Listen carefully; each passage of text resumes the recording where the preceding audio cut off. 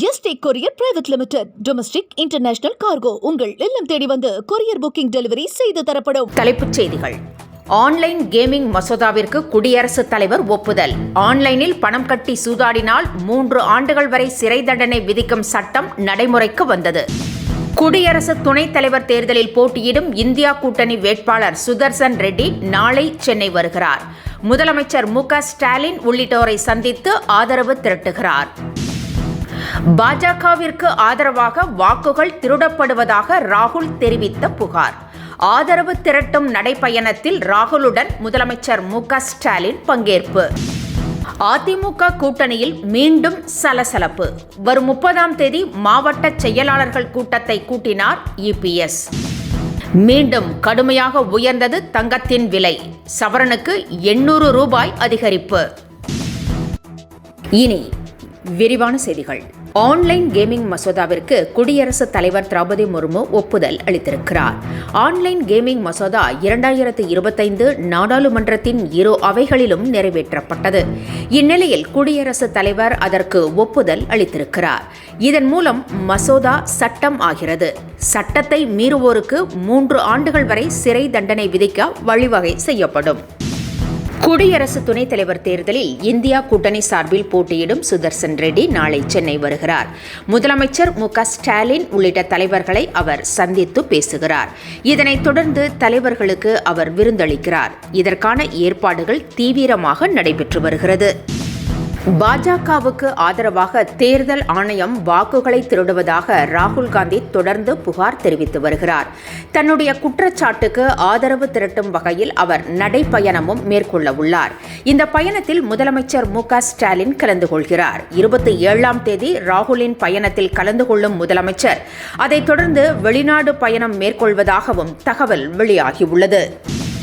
நெல்லையில் நேற்று நடைபெற்ற பாஜக பூத் பொறுப்பாளர்கள் மாநாட்டில் பேசிய அமித்ஷா தமிழ்நாட்டில் கூட்டணி ஆட்சிதான் அமையும் என்று மீண்டும் கூறியுள்ளார்.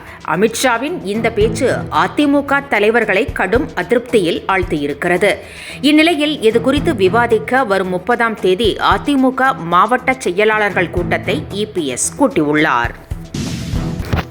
திமுக வெறுப்பு என்பதே தமிழக வெற்றிக் கழக மாநாட்டில் இருந்ததாகவும் திமுக வெறுப்பைத்தான் விஜய் உமிழ்ந்திருக்கிறார் என்றும் திருமாவளவன் கடுமையாக விமர்சித்துள்ளார்.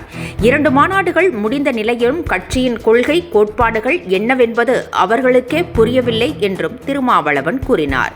மேலும் 1,00,000 பேரை திரட்டி வெறும் சவடால்களை மட்டுமே விஜய் பேசி உள்ளதாகவும் அவரது பேச்சில் கருத்து இல்லை என்றும் திருமாவளவன் கூறியுள்ளார். தமிழக வெற்றிக் கழகத்தின் 2வது மாநாடு நடந்து முடிந்த நிலையில் தேர்தலில் எந்த சின்னத்தில் போட்டியிடுவது என்பது குறித்து விஜய் ஆலோசித்து வருவதாக கூறப்படுகிறது. ஆட்டோ சின்னம் என்று முடிவு செய்யப்பட்டதாகவும், ஆனால் அந்த சின்னம் ஏற்கனவே குஜராத்தைச் சேர்ந்த ஒரு கட்சியின் சின்னமாக இருப்பதால் மாற்று சின்னம் பற்றி ஆராயும் விஜய் விசில் சின்னத்தை கோரியுள்ளதாகவும் கூறப்படுகிறது. ராகுல் பிரதமராகவும் உதயநிதி முதலமைச்சர் ஆகவும் முடியாது என்று அமித்ஷா கடுமையாக விமர்சித்திருந்தார். இது தொடர்பாக அறிக்கை வெளியிட்டுள்ள திமுக எம்பி ஆர் ராசா ஜெய்ஷா எவ்வாறு பிசிசிஐ செயலாளராக ஆனார் என்று கேள்வி எழுப்பியிருக்கிறார். யார் வேண்டுமானாலும் முதலமைச்சர் ஆகலாம் என்றும் அவர் தெரிவித்திருக்கிறார். இதே விமர்சனங்களை கடந்த காலங்களில் முதலமைச்சர் ஸ்டாலினுக்கும் வந்ததாகவும் தற்போது உதயநிதியை பார்த்து அமித்ஷா பயந்திருப்பதாகவும் ஆர் ராசா கூறியுள்ளார். தங்கம் விலை ஒரே நாளில் கடுமையாக உயர்ந்திருக்கிறது. சென்னையில் ஒரு சவரன் ஆபரண தங்கம் 800 ரூபாய் அதிகரித்து 74,520 ரூபாய்க்கு விற்பனை செய்யப்படுகிறது. கிராமுக்கு 100 ரூபாய் உயர்ந்து 1 கிராம் 9,315 ரூபாய்க்கு விற்பனையாகிறது. இத்துடன் செய்திகள் நிறைவடைந்தன. மீண்டும் மாலை 5 மணிக்கு சந்திக்கலாம். வணக்கம். என்றும் உங்களுடன் மை இந்தியா. முக்கிய செய்திகளை உடனுக்குடன் தெரிந்து கொள்ள சப்ஸ்கிரைப் பண்ணுங்க, பெல் பட்டனை பிரஸ் பண்ணுங்க. என்றும் உங்களுடன் my India. Yesterday courier private limited. Domestic international cargo உங்கள் இல்லம் தேடி வந்து கொரியர் புக்கிங் டெலிவரி செய்து தரப்படும்.